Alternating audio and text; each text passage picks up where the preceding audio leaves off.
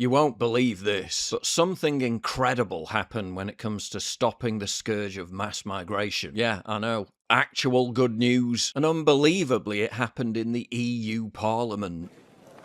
Adopted. The first reading of Parliament is closed. Okay, we move to the next item.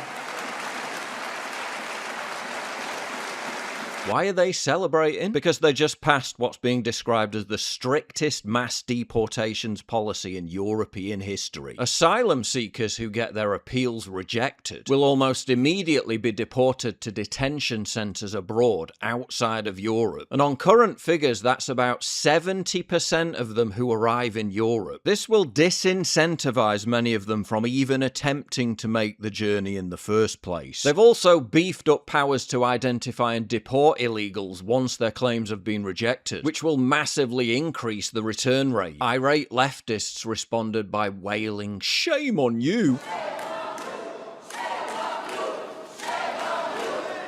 We move to the... It's adopted. But the reaction was so much more vehement.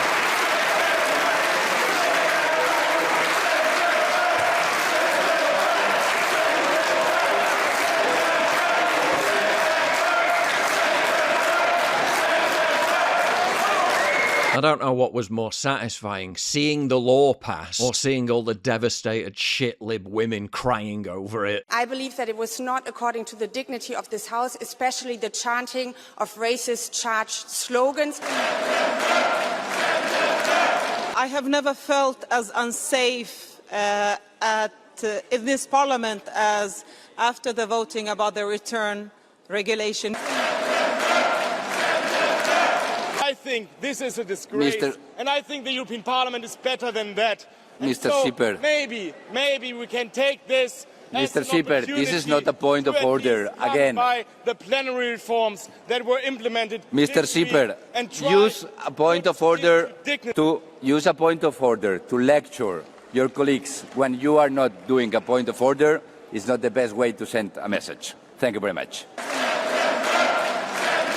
How, you might ask, has such a sensible law managed to get through the EU Parliament? Because in recent years, properly right-wing parties have been able to exert more influence. Firstly, by getting elected in the EU Parliament, but secondly, and perhaps more crucially, by putting pressure on and forcing more centrist parties to adopt stricter policies on mass migration and form coalitions with them. In fact, the centre-right had to steal the policy platforms of the so-called far-right just to remain relevant. Great news for Europe, but it puts the UK to shame. When it comes to border control, the European Union is now more substantially right-wing than Great Britain. Ooh, let that sink in. Remember how we were told voting for Brexit would allow us to take back control over our border policy? Yeah, that worked out well, didn't it? What actually happened was that they restricted immigration from white European countries and flooded the country with third world immigration via the Boris wave. That was the establishment's punishment for those who voted for Brexit. Never thought I'd say this,